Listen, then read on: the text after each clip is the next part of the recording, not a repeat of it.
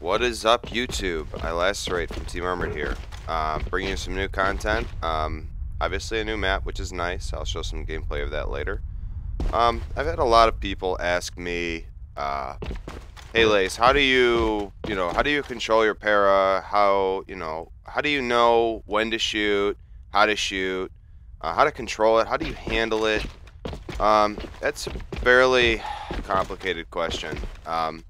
It depends on the mods. If you have my mods, such as right now I'm using long range and ergonomic grip, just due to the fact that I've been having trouble with RCS lately, which is recoil control stock. I've been having trouble with it because for some reason it seems inconsistent. I don't really see much of a difference between those mods and the mods I have now.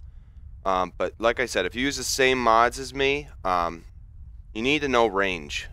You need to know, you don't need to know this is exactly 34 meters, but you need to know that that's at least 20. You need to know that this is roughly 5, and what to do in what situation. As far as shooting-wise, from a distance like this, you really don't want to tap as fast as you can, because all that's going to do is throw your spread way up high. You want to tap at a consistency, like something like that. You really don't want to full auto spray or burst at this range. You really just don't. The handling is all about distance and how close you can keep your spread to your target. So the closer the spread, the better. Of course, accuracy is going to play a huge role when you use a para, because at this distance, most likely there's a scope on that side of the map right there, and you really want to get that headshot level. Like I said, you don't need to know that this is 40 meters to be exact, but you want to keep that spread. You don't really want to wait for it to come back down, but that's how you'll be most accurate. At longer ranges, you have to tap excessively slower. It's not how it used to be, where you could just go up to a corner and tap 12 clicks per second and lose all recoil of the gun. That doesn't happen anymore. You get recoil no matter what now, so you have to tap in accordance to your distance to your target. You can't sit here and wonder, what's the distance of this map? What's the distance between here? You shouldn't be thinking that, oh, that's 30 meters. I know that's 30 meters, so I'm going to tap like 30 meters. No. You need to know, okay, my target's pretty far away, so I'm going to tap, consistent.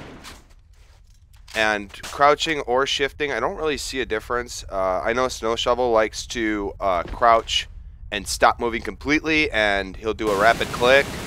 I see people that like to dance, which is where you just crouch left and right and try and confuse the enemy by moving left and right and giving him a harder shot to hit. Personally myself, I love shifting while shooting. It keeps the spread close. It's not as good as crouching, but I don't see that much of a difference, honestly.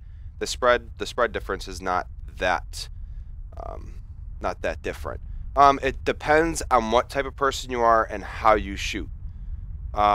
I've seen a lot of people use trigger too. Trigger has somewhat of a higher spread level.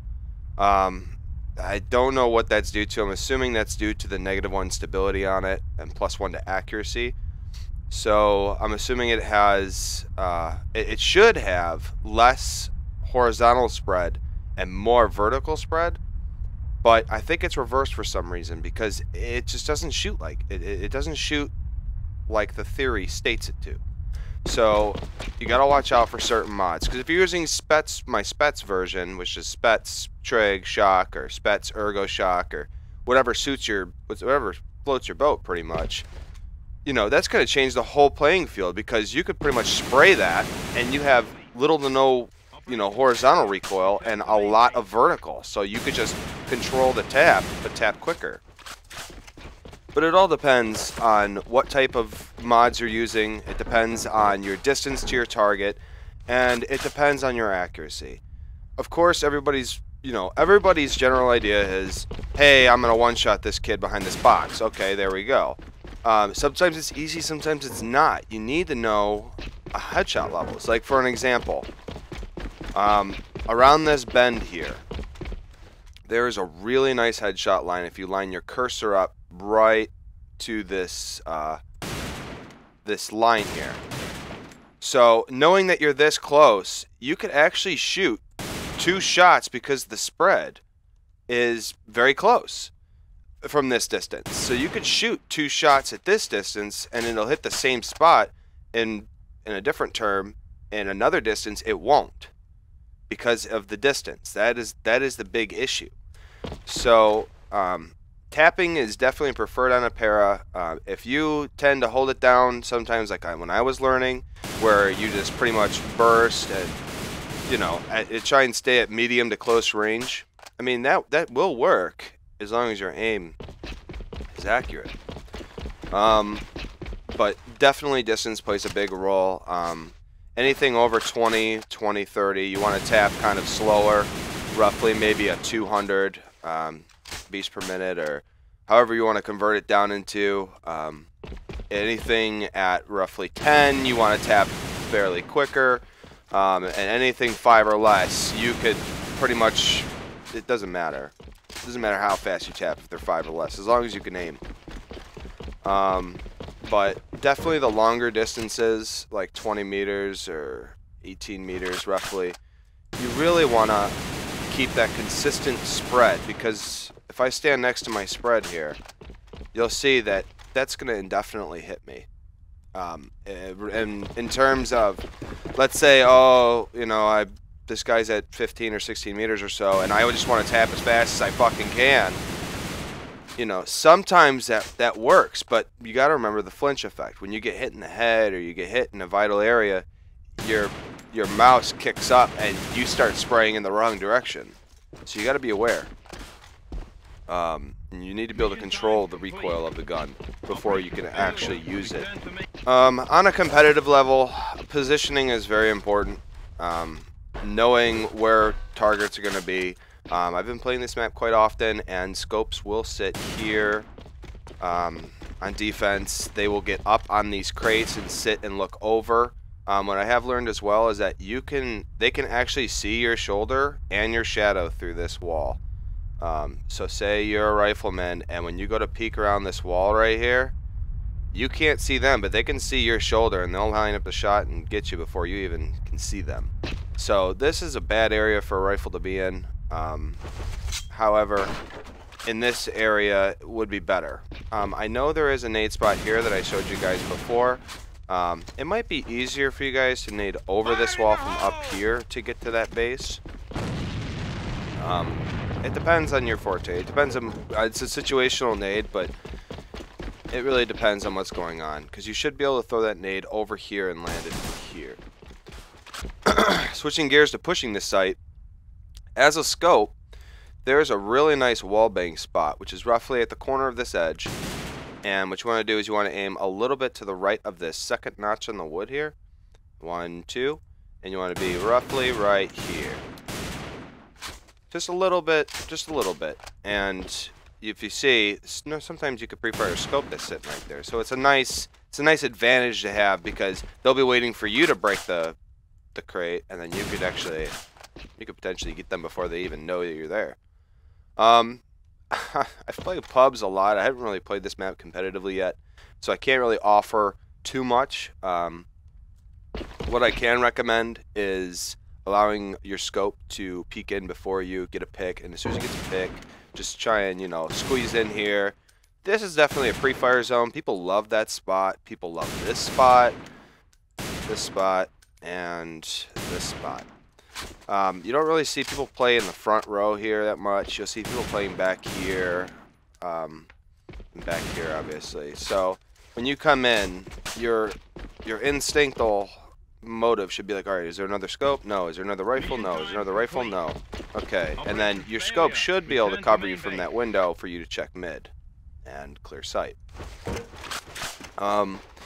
Fortunately, what I do like about this map is there are very unique planting spots, and sometimes it's kind of shitty.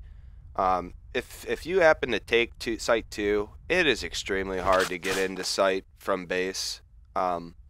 So if I were you, I'd have one person watching base out here. Just one person, because, I mean, for them to kill this one person anyway is a challenge. Unless that person's dumb enough to stand over here and, you know, get wall banged or whatever you want to call this, bug shotted. But as I was talking about, people have very unique ways of setting the C4. You can set it up here, you can set it here, and okay, well, you can't set it up there. But that's just what I'm talking about, is there's really unique places to set that seem kind of overpowered, because if you have somebody sitting at window and you have the C4 set up here, I am not sure that you could reach it and defuse it from here. I've never tried. You could set it back here, back here. You know, it's just, it's very awkward, actually, that you can set on top of these crates, and I'm pretty sure that will be fixed.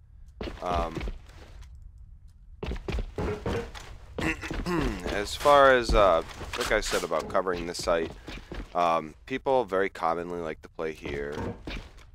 They like to play here and here. Some people play back. I mean, this is a very competitive. I've heard this is a very competitive map on other servers. I'm not sure if it will become competitive on ours. I hope it does. It's a nice map. It's small. It's unique. It's about as complicated as fox hunting, which is nice. Because, I mean, it's just a very nice map overall.